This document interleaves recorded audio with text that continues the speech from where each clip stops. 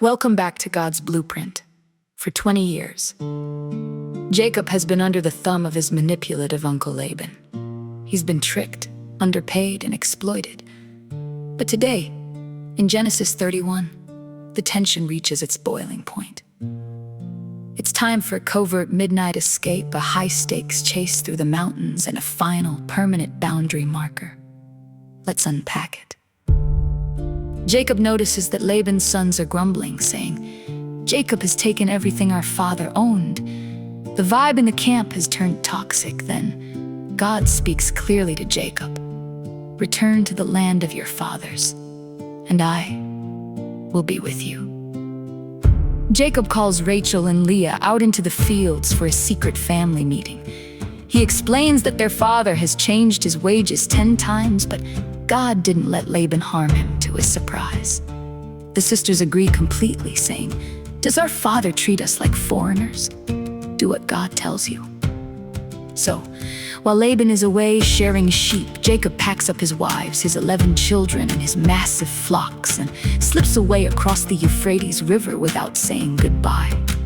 But before they leave, Rachel steals her father's household gods, pagan idols that represented family inheritance rights.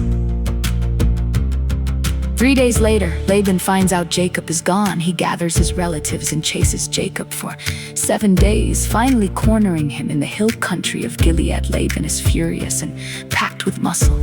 He has the power to destroy Jacob right there. But the night before they meet, God crashes Laban's dream with a terrifying warning. Be careful not to say anything to Jacob, either good or bad. When they face off, Laban plays the victim, asking why Jacob fled like a captive and stole his pagan idols. Jacob, completely unaware of what Rachel did, boldly declares, "If you find anyone who has your gods, that person shall not live." What follows is a tense search. Rachel hides the idols inside her camel's saddle and sits on them, claiming she can't get up because of her menstrual cycle. Laban finds nothing, and Jacob finally unloads 20 years of pent-up anger, shouting, "If the God of my father had not been with me, you would have sent me away empty-handed." Realizing he can't bully Jacob anymore because God is protecting him, Laban changes his tune and suggests a covenant. They take stones and build a massive heap as a witness between them. Laban names the place Mizpah, saying, "May the Lord keep watch between you and me when we are away from each other."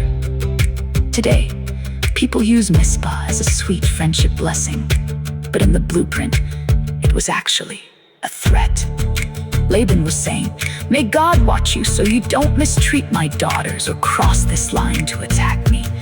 They sacrifice an animal, eat a meal together, and the next morning, Laban kisses his grandchildren goodbye and heads back home.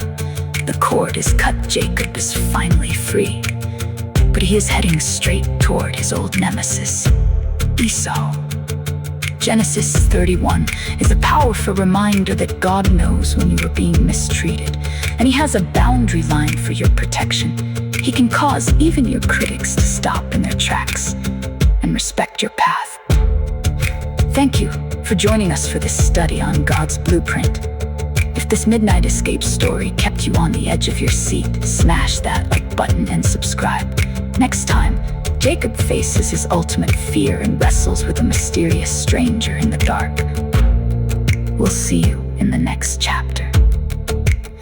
Before you go, here is today's question. Jacob endured 20 years of unfair treatment before God told him it was time to leave. How do you discern the difference between a difficult season where God wants you to stay and grow versus a toxic situation where He is opening the door for you to make an exit?